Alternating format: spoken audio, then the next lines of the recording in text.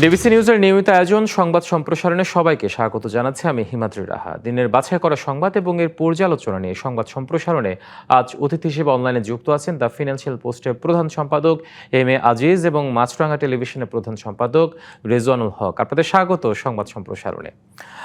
শুরুতেই আমরা যেটা বলছিলাম যে দিনের বাছাই করা সংবাদ যদি বলতে চাই, আসলে মার্কিন এবং ইসরায়েল হামলায় খামেনির পর কিন্তু তাদের সাবেক প্রেসিডেন্ট আহমদ নেজাদও কিন্তু নিহত হয়েছে এবং পাল্টাপাল্টি হামলা এখন অব্যাহত আছে এবং একটুকু কনফার্ম হওয়া গেছে ৩ মার্কিন সেনা মৃত্যু হয়েছে। সেখানে যে সংঘাতের জেরে মধ্যপ্রাচ্যেও যে সংঘাতের হামলার প্রভাব পড়েছে, তার প্রভাব কিন্তু আসলে আমাদের দেশেও এসে পড়েছে, কিন্তু সেটি জ্বালানি তেলের ক্ষেত্রে প্রভাব পড়বে বলে মনে করছেন বিশ্লেষকরা এবং নিত্যপণ্যের দাম ঊর্ধ্বমুখী হওয়ার একটি আশঙ্কা করছেন আমাদের দেশের বিশ্লেষকরা এবং সবকিছু মিলিয়ে আমরা এইসব নিয়ে আজকে আলোচনা করব। শুরুতে এম এ আজিজ, আপনাকে দিয়ে আমরা শুরু করতে চাই। যে বিষয়টি বলছিলাম, আসলে এই যে মার্কিন এবং ইসরায়েলের যৌথ হামলা ইরানের উপর এবং পাল্টাপাল্টি হামলার এটির আসলে জের বলি বা এটির প্রভাব বলি আসলে কতটা ব্যাপকতা লাভ করতে পারে বলে মনে করছেন আপনি? ধরেন, মার্কিন বিশেষ করে ট্রাম্প আমেরিকা যাকে পছন্দ করে না তাকে তুলে নিয়ে যায়। আপনি তো জানেন তো যে আপনার নরিয়েগা, এরপরে ভেনেজুয়েলার মাদুরো প্রেসিডেন্ট এখনো আমেরিকাতে আটক। তো এখন তারা হচ্ছে কি বিশ্বে একমাত্র শক্তিশালী পরাশক্তি হয়ে গেছে। আর ইরান, তারা ইসরায়েলের ধ্বংস চায় এবং ইসরায়েলের তারা আমেরিকান যে সেনা ঘাঁটি সেখানে আক্রমণ করেছে, যার ফলে আপনার যে হরমুজ প্রণালী এটা কিন্তু ইতিমধ্যে বন্ধ হয়ে গেছে এবং তেলের মূল্য 10% বেড়ে গেছে জানা গেছে। তো আমার কাছে যেটা হচ্ছে, আমি যদিও আমার পছন্দ না, আমি সমর্থন করি না, তবু আমি দুঃখের সাথে বলতে চাই যে ইরান এককভাবে এই ইসরায়েলি শক্তির বিরুদ্ধে এবং মার্কিনের বিরুদ্ধে বরাবর কিন্তু, বিশেষ করে সর্বোচ্চ নেতা আয়াতুল্লাহ খোমেনি, তিনি কিন্তু এটা চেষ্টা করেছেন। এখন তারা এই যে মুসলিম বিশ্বের কয়েকটি 4টি দেশে অলরেডি আক্রমণ করেছে, এতে করে তাদের এয়ারক্রাফট কিন্তু আমেরিকার তুলনায় বা ইসরায়েলের তুলনায় কিন্তু অনেক কম। সুতরাং তারা কতক্ষণ পর্যন্ত এই হরমুজ প্রণালী ঠেকিয়ে রাখতে পারবে, এটা নিয়ে আমার আশঙ্কা। আমার ধারণা খুব দ্রুতই আমার মনে হয় আমেরিকা এবং ইসরায়েলের কাছ থেকে ইসরায়েল এটাকে খুলে দিতে পারবে। এবং আমাদের দেশে আমরা তো মূলত ধরেন ক্রুড অয়েল না, আমরা রিফাইন্ড অয়েল বেশি ব্যবহার করি, কিন্তু দাম বেড়ে গেছে। আমাদের এখানে কিন্তু বিপিসিতে অনেক প্রফিট আছে, সেখানে ফান্ডও আছে এবং যেটা জ্বালানি উপদেষ্টা বলার চেষ্টা করেছে, আমরাও প্রস্তুত আছি এটা মোকাবেলা করার জন্য। হয়তো এই যুদ্ধ বেশি দিন চলতে নাও পারে, কারণ ইতিমধ্যেই ট্রাম্প কিন্তু আলোচনা করতে প্রস্তুত হয়েছে, রাজি আছে আলোচনা করতে। নতুন সরকার যারা এদিকে গঠন করবে তাদের সাথে। হ্যাঁ, এখন তারা তো মূলত আমেরিকা দুইটা দাবি, একটা হলো রিজিউম চেঞ্জ চায় তারা, কিন্তু এটা খুব কঠিন ব্যাপার, এটা দীর্ঘস্থায়ী ব্যাপার, সহজে এটা পারবে না। এটা ধরেন আপনার লিবিয়া বা ইরানের মতো, ইরাকের মতো হঠাৎ করে মেরে ফেলে পারবে না, মেরে তো ফেললোই। কারণ হচ্ছে ওখানে সুন্নি প্রধান, ওই দেশে কিন্তু আমি গিয়েছি, সুন্নি প্রধান দেশ, সেখানে আরো আপনার শিয়া প্রধান দেশ, সেখানে সুন্নি আরো দুটি গ্রুপ আছে, তো তাদের ভিতরে দলাদলি আছে। সুতরাং এই দেশটা যদি এই আপনার রিজিম চেঞ্জ করতে চায়, তাহলে সেখানে তারা হয় একত্রিত হবে, নাহলে দেশটা ভেঙে যাওয়ার সম্ভাবনা আছে। কিন্তু আমরা আমাদের এটাই চিন্তা, দ্বিতীয় হচ্ছে অ্যাটমিক বম, এক্ষেত্রে নিউক্লিয়ার বম থেকে তাদেরকে সরে আসতে হবে। সেটা তো তারা বলেছিল যে তারা নিউক্লিয়ার বম নাই। যেমন ধরেন সাদ্দামকে হত্যা করা হলো, বলা হলো যে তারা কোথায় গুহায় নিউক্লিয়ার বম টম আছে, আসলে শেষ পর্যন্ত কিছুই পাওয়া গেল না, তাকে হত্যা করলো। লিবিয়ার গাদ্দাফিকে আপনার ধরেন তেল সমৃদ্ধ দেশ, সে গাদ্দাফি তেল দেয় না, সুতরাং তাকে মেরে ফেললো। এইভাবে এখন এই পরাশক্তিকে মোকাবেলা করতে গেলে ইরানের পক্ষে কিন্তু একা কিন্তু খুব কঠিন, একা কঠিন। এবং আমরা আমাদের দিকে আলোচনা, আমাদের স্বার্থটাই দেখবো যে ধরেন খামেনির সাকসেসর কিন্তু ঠিক করা আছে, একের পর এক এরকম ঠিক করা আছে। সুতরাং এটা কিন্তু সহসা আমার মনে হয় যে ইরাক কিন্তু চুপ হবে না, থেমে যাবে না, কিন্তু ইরাকের ফাইট করার ক্যাপাবিলিটি, মেইনলি তো আপনার ড্রোন হামলা করতেছে, ইরাক তো এয়ারক্রাফট কম, সুতরাং এই ফাইট তারা বেশি দিন চালাতে পারবে বলে আমার কাছে মনে হচ্ছে না।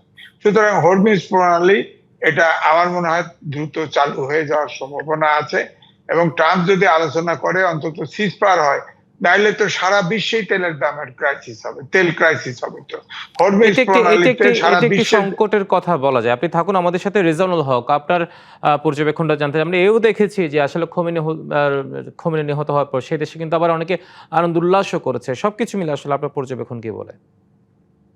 ধন্যবাদ। ইরানে এই সরকারের বিরুদ্ধে কিছুদিন আগে ব্যাপক আন্দোলন হয়েছিল, সেটা আমরা দেখেছি। তারা মানে যেভাবে দেশের শাসন করা হচ্ছিল তাতে অনেকেই হ্যাপি ছিল না। কিন্তু এটাও সত্য যে আবার এই ইরানের উপরে যে আক্রমণ হলো এবং তাদের সর্বোচ্চ নেতাকে যে হত্যা করা হলো, সেটার তাদের শোকও জানিয়েছেন দেশের অনেকে। সো মিশ্র প্রতিক্রিয়া আছে ওখানে। আমি কিন্তু আজিজ ভাই এতক্ষণ বিশ্লেষণ করেছেন খুব সুন্দরভাবে সার্বিক পরিস্থিতি। আমি শুধু না আমাদের কথা ভাবি যে একটা কথা আছে না যে রাজায় রাজায় যুদ্ধ হয়, প্রাণ যায় উলুক আগ্রায়।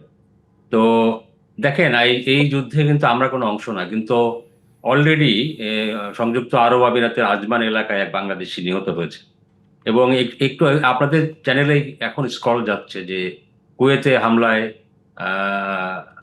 4 জন বাংলাদেশি আহত হয়েছেন। তো এটা তো গেল আমাদের মানে আমাদের নাগরিকরা নিরাপদ না সেখানে। আমাদের অনেক বাংলাদেশি ভাই বোনরা মধ্যপ্রাচ্যের বিভিন্ন দেশে প্রায় 70 লক্ষের তারা অধিক জব করেন, প্রবাসী সেখানে আছে, প্রবাসী আছেন। তো তারা সবাই এখন ইনসিকিউর।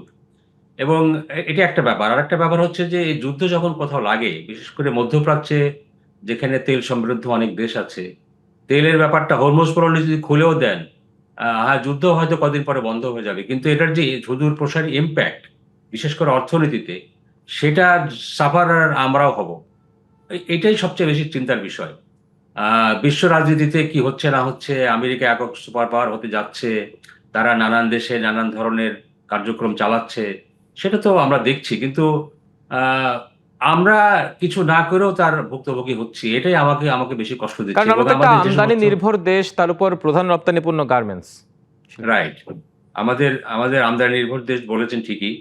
এবং অনেক কিছুই আমাদের আমদানি করতে হয়, বিশেষ করে জ্বালানি তেল, যেটা আসলে অর্থনীতির আপনার লাইফ লাইন বলা যায় এটাকে। অক্সিজেন বলা যায়। হ্যাঁ, অক্সিজেন বলা যায়। তো তেলের উপরে তো একটা অলরেডি তো আলোচনা হচ্ছে, অলরেডি দাম বাড়া শুরু করেছে 10% এবং ইনক্রিজ করেছে। এটা কোথায় গিয়ে ঠেকবে এবং এর ইম্প্যাক্ট যখন আমাদের দেশে শুরু হবে, তখন আমাদের অর্থনীতি এমনি ভঙ্গুর অর্থনৈতিক অবস্থা খুবই খারাপ। সরকারের পক্ষ থেকে বলা হচ্ছে ট্যাক্স বাড়ানোর দরকার, এটা স্বয়ং অর্থমন্ত্রী বলেছেন। তো এই সিচুয়েশনে আমরা নতুন একটা সরকার আসছে, তাদের জন্য একটা বড় চ্যালেঞ্জ হয়ে দাঁড়াবে এবং সবশেষে মানে আলটিমেটলি সাফারার হতে হয় সাধারণ জনগণকে। সেটাই আমাকে বেশি মানে আমি বেশি ব্যথিত বা আমার বেশি মানে শঙ্কিত বা দুশ্চিন্তা মনে হচ্ছে এটা। তো আসলে আসলে সিচুয়েশন যেরকম হচ্ছে, ইরানের উপরে আক্রমণ হচ্ছে, ইরান আবার তার আশেপাশের যে সমস্ত দেশে মার্কিন ঘাঁটি আছে সেখানে আক্রমণ চালাচ্ছে, তাতে সাধারণ মানুষও কি বলে ক্ষতিগ্রস্ত হচ্ছে। সব মিলিয়ে সিচুয়েশনটা এমন যে আমরা এই যুদ্ধ তো বাংলাদেশের অবস্থানটা আসলে আমাদের অবস্থান তো এরকম যে আমরা কোথাও যুদ্ধ চাই না, আমরা শান্তি চাই। তো সেটা করেও তো আমরা আসলে দেখেন পার পাচ্ছি না, আমাদের উপরেও এসে পড়ছে সবকিছু।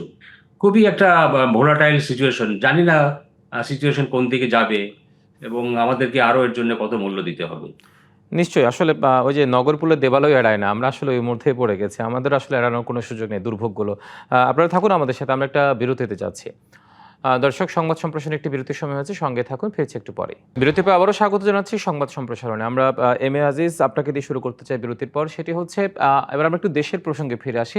স্বরাষ্ট্রমন্ত্রী একটি কথা বলেছেন যে চাঁদাবাজদের তালিকা হচ্ছে এবং শীর্ষ সন্ত্রাসীদেরও তালিকা হচ্ছে। এই কথা তিনি যখন বলেছেন আসলে তার আগেও একটু আগে আমরা যেটা খবর পেলাম, আমাদের স্কুলও হয়তো যাচ্ছে যে বগুড়ায় কিন্তু একজন ব্যবসায়ীকে খুন করা হয়েছে। এরকম অহরহ ঘটনা কিন্তু এখনো হচ্ছে এবং চট্টগ্রাম আমরা দেখেছি বিগত দিনে যে এক ব্যবসায়ীর বাসায় গিয়ে চাঁদা না পেয়ে প্রকাশ্য দিবালোকে গুলি করা হয়েছে। আ আইন শৃঙ্খলা রক্ষা করাটা আসলে একটা চ্যালেঞ্জ হয়ে দাঁড়িয়েছে। আপনার কি মনে হয় এই সরকার স্বরাষ্ট্রমন্ত্রী অনেক কথা বলছেন কিন্তু আসলে কাজে কতটা পারঙ্গম হবেন? আসলে দেখেন, ইলেকশনের আগ মুহূর্তে ক্যাম্পেইন এ কিন্তু জামাত ঠিকই বিএনপি সবাই চাঁদাবাজ সংগঠন এটা প্রমাণ করতে সক্ষম হয়েছে। মানুষ কিন্তু এটা বিশ্বাস করেছে এবং এটা সত্য। এখন ধরেন আজকে ঘোষণা দিল। এখন যদি চাঁদাবাজদের গ্রেপ্তার না করে তাহলে তো এই সরকার টিকবে না। আপনি খেয়াল করে দেখেন, একবার বেগম খালেদা জিয়া প্রধানমন্ত্রী ছিল, তখন অ্যাসিড থ্রোয়িং প্রচুর হতো। অ্যাসিড কিছু হলে অ্যাসিড মারতো।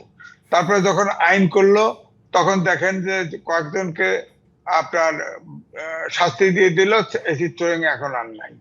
আবার দেখেন অপারেশন ক্লিন হার্ট, এটা অনেক বদনাম হয়। তখন বিএনপি খালেদা জিয়াই ক্ষমতায় ছিলেন। তখন কিন্তু আপনার এই যে র‍্যাব দিয়ে, তখন তো সরকারি দলের লোকজনই মাস্তানি করে, গুন্ডামি করে। দেখা গেল যুব দল ছাত্র দলের ছেলেরাই বেশি মারা গেছে, কিন্তু সন্ত্রাস কিন্তু থেমে গেছে। সুতরাং এখন যেটা হচ্ছে যে ধরেন চাঁদাবাজি সন্ত্রাস চলছে, দেশটা পুরোপুরি অগোছালো ছিল। দেশটা ধরেন ইউনূস সরকার এসে পুরোপুরি মব সন্ত্রাসের ভিতরে দেশ ঢুকে পড়ছিল। এখন এটাকে ঠিক করতে সময় লাগবে, কিন্তু যেটা সালাউদ্দিন সাহেব আজ ঘোষণা করছে, এটা যদি আন্তরিক হয় এটা সম্ভব। কারণ এটা সম্ভব, প্রত্যেকটা থানায় যদি সার্ভে করে, সার্ভে করলে চাঁদাবাজ কারা এটা বেড়ে আসবে এবং চাঁদাবাজদেরকে বহিষ্কার করলে তো এটা নির্বাহ হচ্ছে না। প্রায় 800 থেকে 1000 নেতাকর্মী বহিষ্কার করেছে, চাঁদাবাজি তো থামে নাই। সুতরাং আমার মনে হয় এদেরকে আইনে সোপর্দ করা এবং 1974 সালের, আমি কিন্তু বলি 1974 সালের স্পেশাল পাওয়ার অ্যাক্ট আছে, যারা চাঁদাবাজি করবে, যারা মাদক ব্যবসা করবে, যারা সন্ত্রাস করবে, তাদেরকে স্পেশাল পাওয়ার অ্যাক্টে আটকায় রাখা, যাতে কোনো জামিন না হয়, এরকম করা। তাছাড়া তো এক্ষেত্রে এখান থেকে বেরোনো কঠিন। আপনি দেখেন, আমি বনশ্রীতে বাস করি, এখানে কিন্তু প্রথম দিকে সরকারের এইসব সিদ্ধান্তে কিন্তু অলরেডি আমার এলাকায় চাঁদাবাজি হতো, এটা কিন্তু বন্ধ হয়ে গেছে। এখন আর পুলিশ চাঁদা নেয় না, ছাত্রলীগ যুবলীগ তো নাই, এখন ছাত্র দলে যারা আছে তারাই পাহারা দিচ্ছে। আমি দেখলাম যুব দলের তারাই পাহারা দিচ্ছে, এখানে চাঁদাবাজি নাই। হ্যাঁ, তো আমার মনে হয় যদি সরকার কঠোর হয়, হয়তো সময় লাগবে, কিন্তু এটা নিয়ন্ত্রণে আনা সম্ভব। আর এটা নিয়ন্ত্রণে না আসলে দেশের কোনো অবস্থাতে আইন শৃঙ্খলা পরিস্থিতি নিয়ন্ত্রণে আনা যাবে না। আইনের শাসনও হবে না, সুশাসনও হবে না, মানবিক বাংলাদেশও হবে না, গণতন্ত্র হবে না, যেটা আপনার অভ্যুত্থানের আকাঙ্ক্ষা ছিল সেটা। সুতরাং আমি মনে করি সালাউদ্দিন সাহেব যেটা বলেছে, এটা যাতে খুব তড়িৎ গতিতে বাস্তবায়ন শুরু করে। নিশ্চয়ই। রেজানুল হক, এ বিষয়ে আপনার মন্তব্যটা জানতে চাই আসলে। না, আজিজ ভাই যেটা বলেছেন ঠিকই বলেছেন। আসলে শুধু মুখের কথাই তো হবে না। যেমন ধরেন আমাদের নতুন স্বরাষ্ট্রমন্ত্রী তিনি দায়িত্ব নেওয়ার পরপরই বলেছিলেন যে মবের রাজত্ব শেষ, মব আর টলারেট করা হবে না, মব চলবে না। মব কিন্তু থামে নাই, তারপরও কিন্তু দু একটা ঘটনা ঘটেছে। চাঁদাবাজিটা গণ অভ্যুত্থানের পরে বেশ এটার আপনার উৎপাত দেখা দিয়েছিল এবং এই কারণে বিএনপি তার অনেক দলের অনেক নেতাকর্মীকে বহিষ্কার করেছিল। তো বিএনপি তখন আক্ষেপ ছিল বা তারা বলতো যে আমরা তো বহিষ্কার করেছি, সরকার কেন তাদের বিরুদ্ধে ব্যবস্থা নেয় না। এখন তো বিএনপি ক্ষমতায়, তো বিএনপি এখন তো তাদের শুধু মুখের কথা বললে হবে, তাদেরকে কাজেও এটা প্রমাণ করতে হবে। আমার মনে হয় যে আইন শৃঙ্খলা রক্ষাকারী বাহিনী দিয়েই শুধুমাত্র এই চাঁদাবাজি যে পর্যায়ে গেছে তাতে এটা বন্ধ করা সম্ভব না। এখন রাজনৈতিক সিদ্ধান্ত নিতে হবে বিএনপি এবং দলের নেতা কর্মীদেরকে দিয়েই, এই যে একটু আগে বনশ্রীর কথা যেটা এক্সাম্পল আজিজ ভাই দিলেন, দলের নেতা কর্মীদেরকেও ধরেন না, বড় বড় ক্রাইসিসের সময় রাজনৈতিক পদক্ষেপ আমরা অনেক অনেক দেখি। চাঁদাবাজি বা ল অ্যান্ড অর্ডার সিচুয়েশন যে পর্যায়ে পৌঁছেছে, এটা বিএনপি এটার জন্য রেসপন্সিবল সেটা আমি বলবো না, তারা উত্তরাধিকার সূত্রে পেয়েছে। তো সেটা যদি আপনি বন্ধ করতে চান তাহলে শুধুমাত্র পুলিশ দিয়ে আপনি পারবেন না, কারণ পুলিশ এখনো অনেকখানি ডিমোরালাইজ পুলিশ যেরকম ভাবে তাদের অ্যাক্ট করা দরকার সেভাবে তারা অনেক ক্ষেত্রে করতে পারে না বা করতে চায় না বা ভয় পায়। এটার জন্য পলিটিক্যাল উইল দরকার এবং রাজনৈতিক দলের নেতা কর্মীদেরকে দরকার হলে এলাকা ভিত্তিক কমিটি করে রেজাউল হক, এখানে আরেকটি রাজনৈতিক বিষয় ভাবে যুক্ত আসলে এটা করতে করতে চাই। হবে। পুলিশ আসলে ডিমোরালাইজ যে কথাটি বলেছেন, স্বরাষ্ট্রমন্ত্রী এর আগেও একদিন আগে বলেছেন পুলিশ হত্যার বিচারের পক্ষে, একদিন বলেছেন, আবার গতকাল তিনি আবার বললেন যে আসলে তদন্ত কতটুকু করা যাবে সেটি আসলে তদন্তের সুযোগ নেই। এই যে আসলে দুই রকম বক্তব্য, এটাকে কিভাবে দেখছেন আপনি আসলে? সেটাই, এটাও তো মানে বিএনপি এই বোঝা গেল যে এই বিষয়ে বিএনপি মানে সিদ্ধান্ত নিতে পারছে না।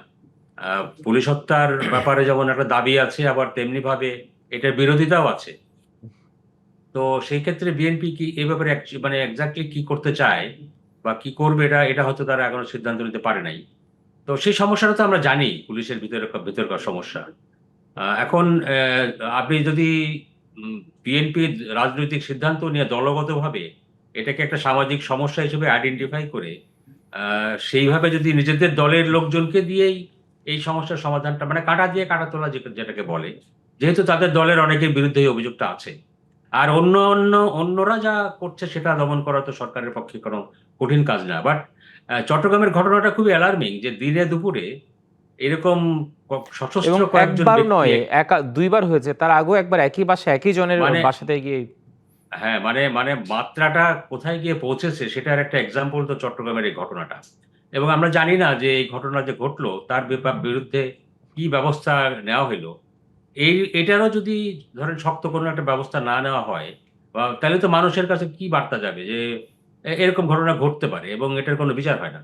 আমার মনে হয় যে সরকারকে তার যে প্রায়োরিটির মধ্যে উপরের দিকে এটা রাখতে হবে যে মানে আইন শৃঙ্খলা পরিস্থিতি যদি আপনি ঠিক না করতে পারেন তাহলে আপনি অনেক ভালো কাজেরও সুফল পাবেন না। নিশ্চয়ই। আসলে আমিও একটু এই মাঝে সবশেষে আপনার কাছে ফিরতে চাই, সেটি হচ্ছে পুলিশ হত্যার যে বিষয়, এটি নিয়ে আসলে স্বরাষ্ট্রমন্ত্রীর দুটি বক্তব্য আমরা পেয়েছি। বিষয়টি নিয়ে আসলে আপনার পর্যবেক্ষণটা কি? না দেখেন, আমি সালাউদ্দিন আহমেদ, তিনি স্পোকসম্যান হিসেবে কথা বলেন বিএনপি। উনি কথা যদি ঘুরান তাহলে এটা কিন্তু ব্যাড মেসেজ যায়। উনি বলেছিলেন 5ই আগস্টের পরে পুলিশ হত্যার বিচার হবে। এখন তিনি শিফট হয়েছেন।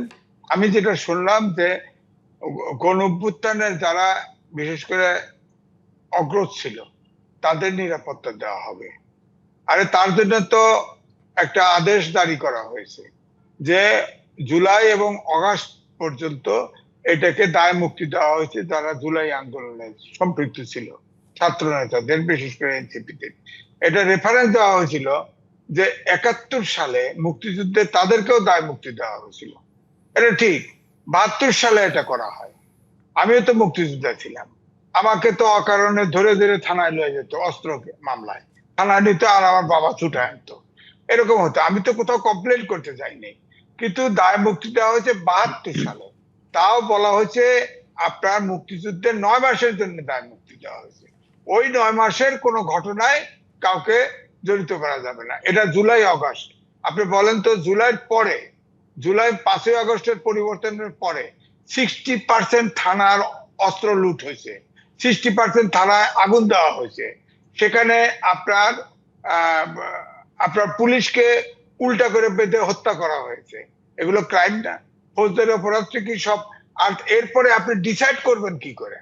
এখন যে এনসিপি ভেঙে গেছে, এটার একটা অংশ আপনার জামাতে গেছে, আর একটা অংশ আলাদা দল করছে, অনেকে আবার এনসিপি ছেড়ে গেছে।